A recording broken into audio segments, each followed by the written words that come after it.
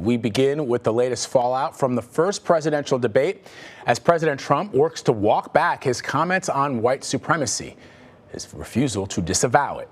Lawmakers on both sides of the aisle slammed the president for refusing also to denounce the Proud Boys, a far-right group with ties to white supremacists, during Tuesday night's contentious debates. He addressed the growing criticism yesterday by denying knowing anything about the racist group.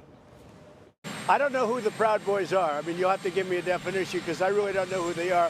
I can only say they have to stand down, let law enforcement do their work. Law enforcement will do the work more and more. As people see how bad this radical liberal Democrat movement is and how weak, the law enforcement's going to come back stronger and stronger.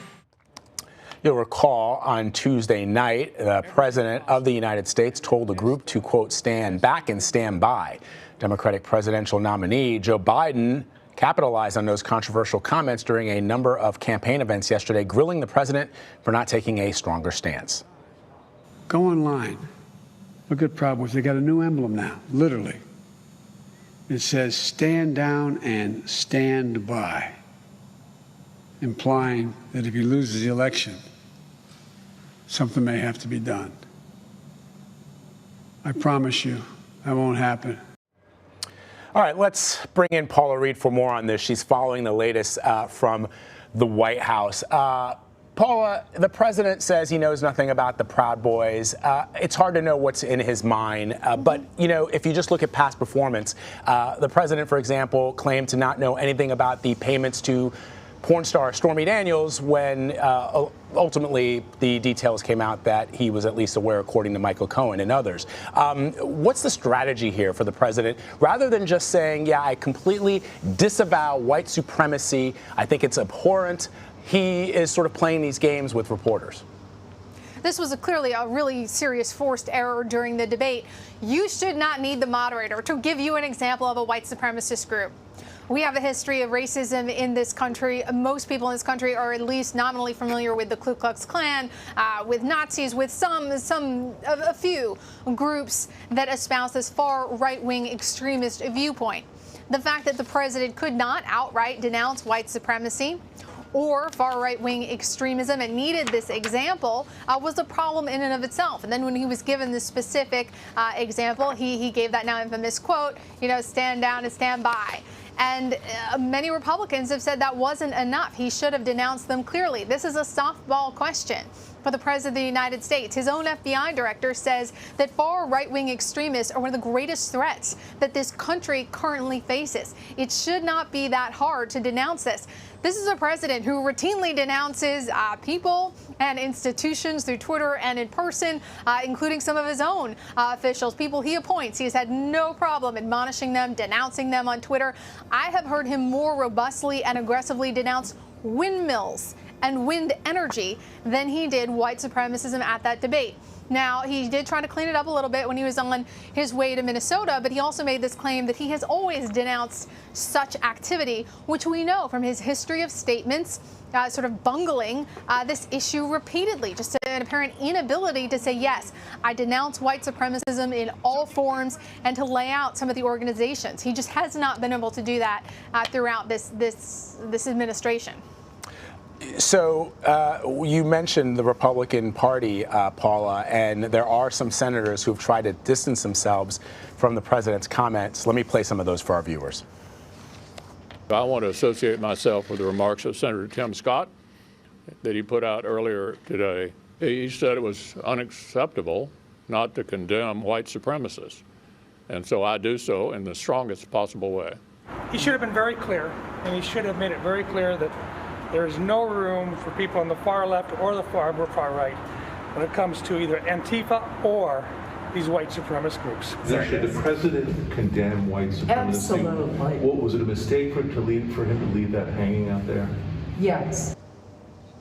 So there you have some Republicans, Paula, trying to distance themselves from the president's comments. But even beyond that, Paula, at the rally in Minnesota yesterday, the president made some really important comments about Congresswoman Ilhan Omar, about Minnesota turning into a refugee camp. And, you know, this all sort of goes part and parcel with his baseless claims of widespread voter fraud and election integrity, especially when it comes to poll watchers. So the question becomes, on issues like white supremacy, on besmirching United States Congresswoman, talking about a state in those stark terms, is the Republican Party on the same page as the president on these particular issues, these specifics? So that's a wide range of issues, and there really does appear to be a spectrum. We know that various Republican entities have brought lawsuits, have brought litigation to try to curtail some changes in certain jurisdictions to make it perhaps a little bit easier for people to vote, especially people who they view as more likely to vote Democrat. So some Republicans are resistant, certainly, to some changes ahead of November. Then there are the president's usually baseless claims of widespread voter fraud, while he has been able to present some anecdotal evidence that even his own Justice Department has investigated some of these some of these smaller cases. This argument that there's widespread voter fraud, you don't really see that in the mainstream Republican campaign canon going into November. Then you have these attacks on some of the specific Democratic lawmakers. Clearly, the president has used Ilhan Omar. He's also used Alexandria Ocasio-Cortez, other lawmakers, to sort of brand the Democratic Party as far left. That's been part of his strategy, but some of his language, particularly suggesting some of those women should go home, some of the attacks that he's made on him, that's really been specific to him. He has not received widespread backing from the Republican Party on that. You know, it's so striking, Paula. I mean, the president, you watch the president. During that debate, at one point, he said that Vice President Biden refused to say the words law and order. And then Vice President Biden said law and order and said that he supports law and order, but he also supports justice. But the president is still saying the same thing, that Vice President Biden refuses to support law and order. The president says these things, and it's just sort of this echo chamber that you see over and over and over again. And so now the question becomes, as we look ahead to those next presidential debates, what are you hearing? Two things I was struck by, Paula. The president talking about how he did such a great job at the debate, and that the ratings were really, really high, as if people who have lost a loved one to COVID-19 or who are out of work or who are worried about what's going to happen with health care about the ratings. But then you saw some reporting that suggested that people around the president were saying, no, Mr. President, this wasn't a good performance. What are you hearing about how he feels about the performance that he delivered during this debate and what the future portends for the next two? Well, if you're an advisor who thinks you want to go into this debate and just avoid any sort of policy discussion or discussion of COVID, then this was a great success. The chaos, the filibustering, the interruptions, the interjections, that all really prevented any sort of substantial conversation. And that, some of them believe, is better for the president. But then there are those who believe that he should have gone in there trying to let his Democratic rival make some gaffes, maybe commit to some policy positions of his own that he might come to regret. And the president's style, the constant interrupting, all of the chaos, prevented that from happening. And you really saw the juxtaposition in the first few minutes of the debate. Former Vice President's first answer, he did stumble a little bit. He looked a lot older, according to the people I was with, than they're used to seeing him back in the day when he was vice president. And the president was quiet for that first answer, and it appeared, wow, he's maybe going to let people see that Joe Biden is maybe not who they remember. That's an interesting strategy, but it lasted for about 3 minutes. And then the president just could not help himself, and he chose to instead make this chaos. So it depends how you see the mission going into this debate in terms of whether it was a success. The Presidential Commission on Elections is talking about perhaps delivering some new ideas for the next couple of elections. Are the president's people willing to abide by them? Should they come out with some new guidance? Well, it's interesting. They have some new rules, one of which is going to be potentially controlling the candidates' mics. So they can't interrupt the moderators. They can't interrupt one another.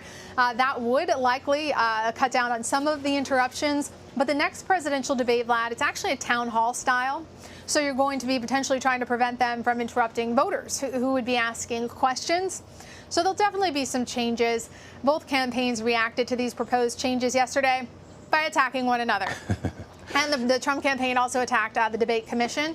Their response was, of course, you want to make changes because, quote unquote, your candidate didn't do well. The Biden campaign said they would abide by new changes, but then attacked President Trump's style and suggested that now he's going to be forced to focus on the substance. So if that's a trailer or a preview of what we'll see in the next two presidential debates, it looks like even with cutting mics, we may be in store for something similar unless both sides really just make a change to the way they want to deal with their opponent. I mean, that includes Vice President Joe Biden. Do you want to engage? Do you just want to pretend he's not there? How much policy do you want to get in as opposed to barbs? Like both of them appear to be continuing with what we saw on Tuesday. But of course, our next debate that we will see will be a vice presidential debate from two very experienced, very successful politicians. Who knows what we'll see? It's unlikely that Vice President Mike Pence will be constantly interrupting Senator Harris, but you just never know. You never know. Paula, real quick before we let you go, former Trump campaign manager Brad Parscale stepping down from the president's reelection bid. What are you hearing?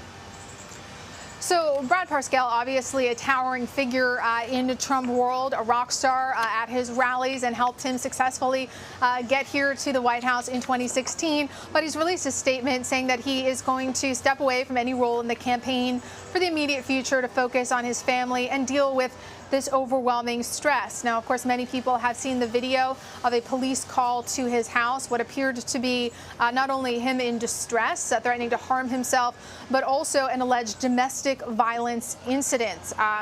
Where the police reported that they observed bruises on his wife's arms. Now, there are questions about why Parscale was pushed out of the campaign, whether he did anything potentially improper. But folks close to the campaign say it was only a matter of time before he was moved out of that role because so many people were unhappy with how he was proceeding. And look, when you fall out of the Trump orbit, right, when you fall out of the spotlight, your identity for many years, the stress is overwhelming, you lose your income. So he clearly appears to be in some emotional and perhaps economic distress. And of course, the domestic violence situation, one of the most dangerous things that police can respond to. And that video of that interaction is out there for people to view. It's a good point that you make, Paula, and certainly it doesn't matter what your politics are, where you are in terms of who you support or you don't support. Whenever you see somebody who's in dire straits like that, you wish them well, which we do for Mr. Parscale. And I'll take this time again to remind people the suicide prevention hotline is 24 hours a day, 7 days a week, 1-800-273-8255. If you are in need, reach out to them. They are there for anybody in emotional distress. Paula Reid for us at the White House. As always, Paula, we thank you.